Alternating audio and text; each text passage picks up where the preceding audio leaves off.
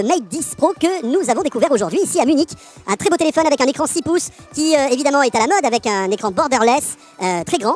En fait, on a un écran 6 pouces dans le gabarit d'un téléphone de 5,5 pouces et c'est d'après Huawei le téléphone qui a le meilleur ratio, on va dire, taille du mobile versus grandeur de l'écran à vérifier, mais en tout cas c'est sûr qu'il est assez impressionnant. À l'intérieur, un nouvel appareil photo, toujours en collaboration avec Leica, je dirais même un double appareil photo. Vous savez, c'est toujours ce concept, appareil photo 12 mégapixels couleur et puis un autre noir et blanc pour faire justement des photos en noir et blanc et améliorer le contraste de la photo, toujours donc avec Leica.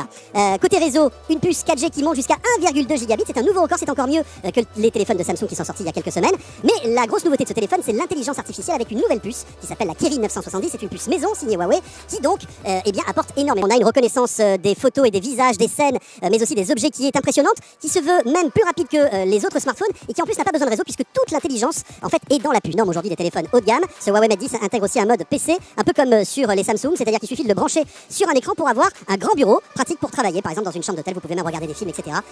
Donc tout ça sans dock, il suffit de brancher un câble sur le smartphone. La batterie de ce Mate 10 Pro, 4000 mAh, c'est plutôt pas mal, à vérifier évidemment lors du test de ZeroNet lorsqu'il arrivera dans notre labo.